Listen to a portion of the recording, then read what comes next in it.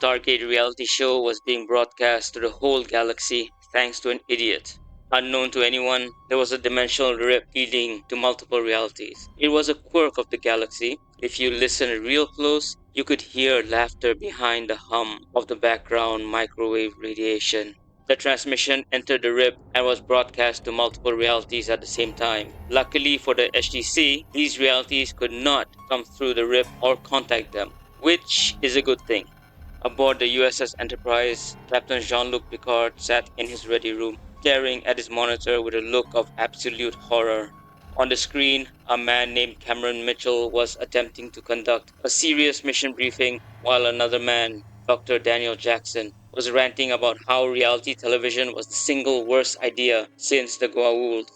In the background, Vala Maldoran was stealing from someone's desk. Again.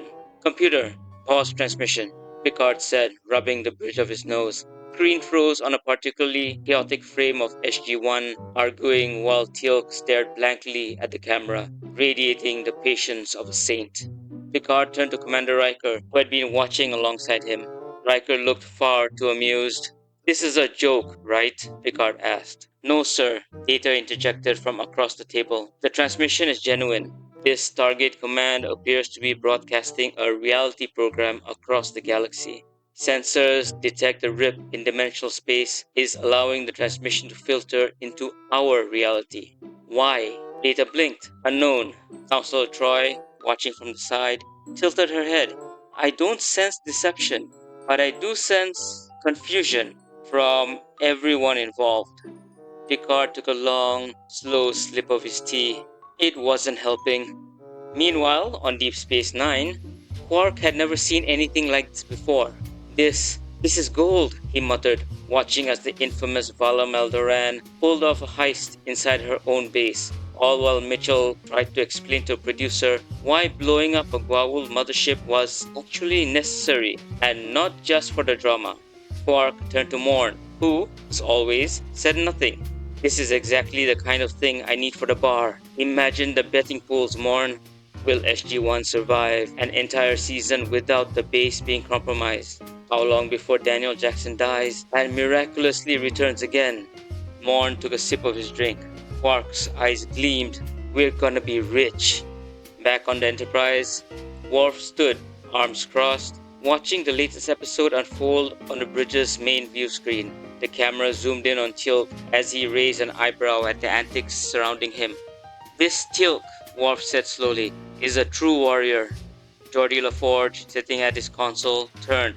"You mean because he can fight?" "No," Worf's brow furrowed. "Because he has endured this insanity without falling to rage." Data nodded. "Indeed, his self-control is commendable." Riker, grinning, leaned forward. "You think we should call them? Give them some pointers?" Picard glared. "No one is to contact these people." There was a long pause. "What if they contact us?" Picard sighed, rubbing his temples. "Then we deny all knowledge of this program." Meanwhile, in the Borg Collective, "We are the Borg. You will be assimilated. Resistance is... error. Transmission received. Analyzing, analyzing, analyzing, analyzing. Conclusion. These Tauri are too chaotic to assimilate. Recommendation, avoid. Do not engage." Final thoughts from Starfleet Command. Admiral Janeway took one last look at the screen before turning it off. She sat back, processing what she had just witnessed. "Admiral?" one of her aides asked hesitantly. She exhaled. "We're going to pretend we never saw that." There was a pause. "And someone tell the Ferengi not to market this in the Alpha Quadrant." There was a long, uncomfortable silence. "The Ferengi already have a merchandising deal, don't they?" There was a guilty nod. Janeway stared at them for a moment before standing. "I need coffee." To be continued.